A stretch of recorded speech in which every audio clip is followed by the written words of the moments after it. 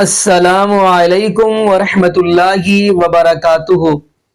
بسم اللہ الرحمن الرحیم۔ جی ناظرین، آج ہم جس حوالہ سے گفتگو کرنے جا رہے ہیں وہ یہ ہے کہ کوکب نورانی حفظہ اللہ تعالی بڑی کمال کی گفتگو کر رہے ہیں۔ کہہ رہے ہیں جی غوث پاک کا مرید تو دور کی بات، غوث پاک کا کتا بھی ہو تو وہ شیر کو کھا جاتا ہے، یعنی شیر کو چیر پھاڑ کے رکھ دیتا ہے۔ تو ناظرین پھر وہ یہ بات کہہ رہا ہے کہ غوث پاک کے کتے نے شیر کو کھا گیا۔ میں چاہتا ہوں اسی کی زبانی ہم وہ ویڈیو دیکھتے ہیں، پھر انشاءاللہ ناظرین اسی والا سے ہم بھی گفتگو کریں گے۔ تو آئیے ناظرین مل کے ویڈیو دیکھتے ہیں۔ شیر پر سواری کرتے تھے، جہاں بھی کہیں کسی سے ملنے جاتے کہتے میرے شیر کے لیے گائے کا انتظام کرو، تو ان کو ایک گائے دینی پڑتی، وہ شیر کھاتا تھا، وہ گائے کھاتا تھا۔ وہ غوث پاک سے ملنے آئے، ان کے بارے میں بتایا گیا کہ جی یہ شیر پر سواری کر کے آتے ہیں اور کہہ رہے ہیں کہ جی میرے شیر کے لیے گائے۔ غوث پاک نے فرمایا گائے دے دو، مریدوں سے فرمایا گائے دے دی۔ یہ اندر آئے ملنے، باہر شیر کھڑا تھا، اس کو گائے ملی تو وہ آگے چلا گائے کے لے جا کے کہ میں اپنا کھانا کھاؤں۔ غوث پاک کے دروازے پہ ایک کتا بیٹھا تھا، وہ پیچھے چلا گیا، وہ اس کے پیچھے چلا گیا۔ شیر جا رہا ہے، گائے جا رہی ہے، پیچھے کتا جا رہا ہے۔ جس وقت وہ کھلی جگہ آ گئی تو شیر نے سوچا کہ میں اب اپنا کام کروں، گائے کھاؤں۔ وہ کتا اس شیر پر جھپٹ پڑا اور اس نے شیر کو پھاڑ ڈالا، کتے نے شیر کو چیر پھاڑ دیا۔ اعلیٰ حضرت کیا فرما رہے ہیں؟ کیا دبے جس پہ حمایت کا ہو پنجا تیرا، شیر کو خطرے میں لاتا نہیں کتا تیرا۔ شیر وہ کہ لوگ دیکھ کے بھاگ رہے ہیں، وہ بھاگ نہیں رہا، وہ اس کو چیر پھاڑ کے، کیونکہ اس کو کس کی حمایت حاصل ہے۔ ان پیر صاحب کو پتا چلا کہ ایسا ہوا، انہوں نے غوث پاک سے معافی چاہی، آئندہ میں ایسا نہیں کروں گا، لوگوں سے گائے نہیں مانگوں گا۔ توبہ کرائی تو غوث پاک نے اس کے شیر کو زندہ کر دیا۔ یہ جو لوگ کہتے ہیں ہم غوث پاک کے کتے ہیں، فخریہ کہتے ہیں نا، وہ اعلیٰ حضرت کا شعر بھی انہوں نے پیش کیا ہے کہ شیر کو بھی خاطر میں نہیں لاتا کتا تیرا۔ اور کوکب نورانی صاحب نے واقعہ بیان کیا تھا، کتے نے جناب شیر نو چیر پھاڑ دیتا ہے۔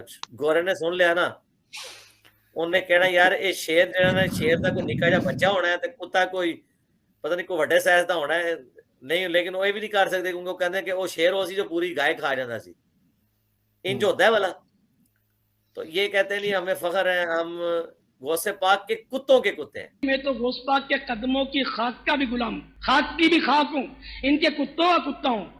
وہ کہیں گے جی ہم اس کی تعویل کر رہے ہیں، کتے سے مراد ہم ان کا وہ غلام لے رہے ہیں، ہم یہ ایک اعزازی طور پہ کہہ رہے ہیں۔ جیسے اس میں میں نے جواب دیا کہ کتے کا اعزاز کوئی نہیں ہے، شیر کا بچہ اور کتے کے بچے میں بڑا فرق ہوتا ہے۔ کسی کو کہا جائے شیر دا پتر تے کتے دا پتر، فرق ہے۔ وہ نٹوریس مثال وہ نہیں آپ دے سکتے، ہے شیر بھی حرام لیکن کتا بھی حرام، لیکن شیر کی مثال تو حضرت علی نے صحیح مسلم میں نا کہ میری ماں نے میرا نام حیدر رکھا ہے، شیر ہوں میں، یہ ان مانوں میں نا۔ ان سے ہی پوچھیں کہ شیخ عبد القادر جیلانی اور ہمارے درمیان جو مرتبے کا فرق ہے، اس سے زیادہ فرق شیخ عبد القادر جیلانی اور حضرت واشی میں نہیں، ان کے گھوڑے میں بھی نہیں، ان کے گھوڑے کی پاؤں کی خاک میں بھی نہیں، بلکہ وہ خاک جو ان کے نتھنے میں بیٹھے اس میں ہے۔ یہ کہتے ہیں نا ایسے ہی ہے۔ اچھا یہ تو موٹی بات ہے۔ چلیں، جتنا ڈفرنس میرے اور شیخ عبد القادر جیلانی میں ہے، آپ کے اور شیخ عبد القادر جیلانی کے اندر وہ ڈفرنس ہے، اس سے زیادہ ڈفرنس نبی علیہ السلام اور شیخ عبد القادر جیلانی میں ہے مرتبے کا، ٹھیک ہے نا؟ کیونکہ بادس خدا بزرگ تو ہی قصہ مختصر۔ ہم تو ہو گئے عبد القادر جیلانی کے کتے، یعنی ہم سے مراد یہ لوگ۔ تو عبد القادر جیلانی کس کے ہیں؟ ظاہر ہے ان سے ہی سیکھا ہے نا ہم نے، ان کے بقول۔ تو وہ بھی اپنے آپ کو کسی کا پیش کرے نا۔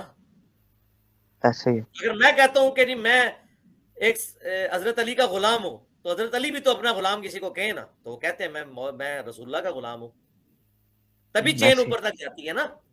ہیرارکی تو ایسے ہی بنتی ہے نا، ایک سب آرڈینیٹ ہوتا ہے، اس کا سینئر ہوتا ہے، اس کا سینئر ہوتا ہے۔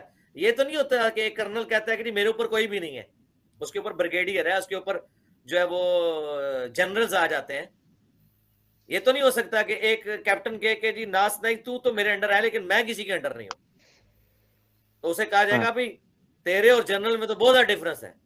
تو ہمارے اور شیخ عبد القادر جیلانی میں جو ڈفرنس ہے اس سے 1 خرب گنا، خرب گنا شیخ عبد القادر جیلانی اور نبی اسلام کے درمیان فرق ہے. تو اگر یہ لوگ شیخ عبد القادر جیلانی کے کتے ہیں اور یہ ایک فخریہ چیز ہے، تو پھر عبد القادر جیلانی کو بھی تو کسی کا ہونا چاہیے نا. یہ لاجیکلی بات ٹھیک ہے کہ نہیں؟ ادھر ہی ہے جی. تو بتائیں وہ کس کے ہیں. اور اب آپ نے اس پہ غصہ نہیں کھانا کیونکہ یہ تو ایک فخریہ لقب ہے نا. ہاں جی. وہ کس کے ہیں؟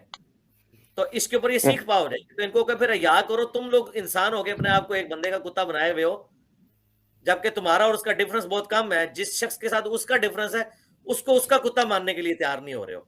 رسول اللہ کا کتا اسے ماننے کے لیے تیار نہیں ہو رہے ہو. تو اس کا مطلب ہے کہ پھر تم نا وہ 2 نمبری کر رہے ہو ہمارے ساتھ.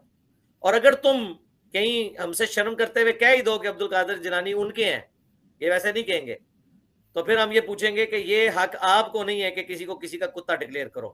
بتاؤ عبد القادر جیلانی نے بھی یہ بات کہیں لکھی ہے کہ میں نبی اسلام کے گھر کا کتا ہوں؟ اور اگر آپ انہوں نے یہ بات نہیں لکھی تو سرکار پھر یہ ماننا پڑے گا کہ عشق و سرور کے جو خیالات آپ کے دماغ میں آئے ہیں نا، عبد القادر جیلانی تو آپ کے مقابلے میں شاہی کوئی نہیں ہے. اسے تو عشق کے اظہار کا پتہ ہی نہیں تھا جو آپ لوگوں کو پتہ لگا ہے. یہ ماننا پڑے گا نا. یہ وہ عشق کا معیار تھا جو عبد القادر جیلانی کو نہیں سمجھ آیا، جو آپ لوگوں کو اب سمجھ آیا کہ یہ سب سے بیسٹ وے ہوتا ہے اپنے عشق کے اظہار کا. کاش عبد القادر جیلانی بھی اپنی زندگی میں اپنے آپ کو کسی کا کہہ جاتے، وہ نہیں کہہ سکے. تو اس کا مطلب ہے کہ واللہ یہ جو ہمارے پاپا جانی ہیں ان کو زیادہ عشق کا اظہار آتا ہے بنسبت شیخ عبد القادر جیلانی کے. تو اس کا مطلب ہے کہ ان کا مرتبہ شیخ عبد القادر جیلانی سے بھی زیادہ ہوا عشق رسول میں. اور اگر ان کا مرتبہ شیخ عبد القادر جیلانی سے زیادہ ہے تو پھر آپ سمجھ لیں کہ شیخ عبد القادر جیلانی کی عزت کیا رہ جائے گی دنیا میں اگر ان کا مرتبہ ان سے زیادہ ہے. ابھی تو میں وہ بات ہی نہیں کر رہا کہ وہ صحیح مسلم میں حدیث ہے کہ حضور کی چرپائی کے نیچے کتا چلا گیا تو حضرت جبرائیل اندر ہی نہیں آیا، کہا یا رسول اللہ سے پہلے باہر نکالیں، کیونکہ ہم فرشتے ان گھروں میں داخل نہیں ہوتے جہاں کتے ہوں. ہاں کتا تو مدینے کے تھے. مدینے کا اوریجنل کتا حضور کی چرپائی کے نیچے ہونا تو فرشتے نہیں داخل ہوتے. اور مدینے کے جعلی کتے پاکستان میں بیٹھے ہوئے اگر داخل ہوں فرشتے تو اس گلی چ بھی نہ لگن. ہاں یہ مسلم شریف کی حدیث ہے، حضور نے وہ کتا نکلوایا تو پھر وہ حضرت جبرائیل آئے، کیونکہ بخاری مسلم دونوں میں حدیث ہے کہ جس گھر میں کتا اور تصویر ہونا وہاں رحمت کے فرشتے داخل نہیں ہوتے. اگر تمثیل بیان کرنی ہے تو تمثیل وہ بیان کریں کہ جو بیان ہوئی ہے اس طریقے سے. شعر والی تمثیل بیان ہوئی ہے حضرت حمزہ کے لیے، حضرت علی کے لیے، ہم مانتے ہیں اور وہ دنیا مانتی ہے اس چیز کو. دنیا میں مثال ہے شعر کی، کسی کو کہا جائے نا شیر دا پتر چوڑا ہو جاتا ہے، تو انہوں کیا جائے کتے دا تو چوڑا ہوتا ہے. ہاں جی ناظرین، آپ نے یہ ویڈیو ملاحظہ فرمائی. ناظرین یقین مانیے معاذ اللہ استغفر اللہ، ایک طرف یہ کہتے ہیں استغفر اللہ معاذ اللہ ہم غوث پاک کے کتے ہیں، یہ بات کہتے ہیں. اور ناظرین اللہ پاک نے اچھا بھلا ہم کو انسان بنایا اور اتنا کمال بنایا، اتنا پیارا بنایا. بلکہ قرآن پاک کی سورۃ 3 کا مطالعہ کریں گے، قرآن کہتا ہے لقد خلقنا الانسان فی احسن تقویم. سب سے خوبصورت اگر بنایا ہے تو اللہ پاک نے انسان کو بنایا. لیکن یہ کیسے عجیب و غریب باتیں کرتے ہیں. ہم جی غوث پاک کے معاذ اللہ کہتے ہیں، جی کتے ہیں، ہم فلاں کے کتے ہیں، استغفر اللہ معاذ اللہ، کیا کچھ خیر کیا جاتے ہیں. ناظرین لیکن جو بات میں سمجھانا چاہتا ہوں، میں الحمدللہ پیر عبد القادر جیلانی رحمۃ اللہ علیہ کو اللہ کا ولی مانتا ہوں، اللہ کے ولی ہیں. تو یہ بھی جملہ میں کہہ دوں، حدیث سنا دوں صحیح بخاری کی، جو بندہ اللہ کے ولی کی توہین کرتا ہے وہ رب سے اعلان جنگ کرتا ہے. لیکن اس کا مطلب یہ نہیں کہ اللہ کے ولی کو معاذ اللہ رب کا مقام دے دیا جائے، یا معاذ اللہ استغفر اللہ نبی پاک صلی اللہ علیہ وسلم کا رتبہ اس کو دے دیا جائے. استغفر اللہ معاذ اللہ. نظیر اگر ولی دیکھنے ہیں تو اب قرآن پاک کے ولی دیکھیں، 15 سپارہ کھولے، سورہ کہف پڑھیں تو آپ کو قرآن کے ولیوں کا پتہ چل جائے گا. یہ اللہ کے ولی ہیں، اصحاب کہف ہیں. آپ کو پتہ ہے عرس لگا، میلہ لگا ہے، تو ان میں سے ایک اٹھ کے میلہ چھوڑ کر ایک درخت کے نیچے آ کے بیٹھ گیا، حتیٰ کہ دوسرا تیسرا حتیٰ کہ 7 آ کے بیٹھ گئے، یعنی بیٹھ گئے. تو ان میں سے جو سب سے پہلا ان سے پوچھنے لگے تم کیوں آ کر بیٹھا ہو؟ کہ لگے عرس میلے یہ قبروں کی پوجا، درباروں کی پوجا مجھے اچھی نہیں لگتی، لیکن آج کے مولویوں کو، آج کے معاشرے کے جو لوگ ہیں ان کو اچھی لگتی ہے۔ وہ نوجوان کہہ رہے ہیں ہمیں اچھی نہیں لگتی، وہ بھاگے۔ خیر وہ اپنا ایمان بچا کے بھاگے، غار کے اندر چلے گئے۔ پھر وہ اللہ کے ولیوں کو اللہ پاک نے سلا دیا، اتنا سوئے اتنا سوئے۔ قرآن آپ پڑھیں گے سورہ کاف ترجمے کے ساتھ، اللہ پاک پڑھنے کی ترجمے کے ساتھ پڑھنے کی توفیق دے دے۔ 309 سال وہ اللہ کے ولی سوئے رہے ہیں۔ ان کو جب اٹھایا گیا، پوچھا گیا کم لبستہ، وہ آگے سے کہتے ہیں لبست یوما او بعض یوم۔ اللہ پاک کہتے ہیں کتنے دن سوئے رہے ہو، کتنے دن، کتنا چیر ہو گیا تو سوتے ہیں، کتنے دن ہو گئے؟ وہ آگے سے کیا کہتے ہیں، جی ہم صبح سوئے ہیں 12 بجے دوپہر کو اٹھ گئے ہیں، یعنی دن یا دن کا کچھ حصہ۔ جو قرآن کے ولی ہیں ان کو کوئی پتہ نہیں چلتا۔ تیسرا سپارہ پڑھیں گے تو عزیر علیہ السلام ہے، اللہ کے نبی 100 سال سو گئے، 100 سال سو گئے۔ ان سے پوچھا گیا کتنے دن سوئے ہیں، وہ بھی کہتے ہیں صبح سویا ہوں 12 بجے اٹھا ہوں، یعنی دن کا دن کچھ حصہ۔ نبی کو پتہ نہیں چلتا، لیکن آج کے جو بزرگ ہیں، بابے ہیں، کہتے ہیں آج کے ولیوں کو سب کچھ پتہ چل جاتا ہے۔ باقی ناظرین یہاں پہ ہم دعا ہی کرتے ہیں اللہ پاک ایسے لوگوں کو سمجھ عطا فرمائے اور صحیح معنی کے اندر عقیدہ توحید نصیب فرمائے، اور یہ بھی دعا کرتے چلیں اللہ پاک ہمیں 5 وقت کا پکا اور سچا نمازی بنا دے، اور جتنے بھی بے اولاد جوڑے ہیں اللہ پاک سب کو نیک نورینہ صحت تندرستی والی، ایمان والی، لمبی زندگی والی اولاد عطا فرما دے۔ جزاکم اللہ خیرہ، احسن الجزاء، السلام علیکم ورحمۃ اللہ وبرکاتہ۔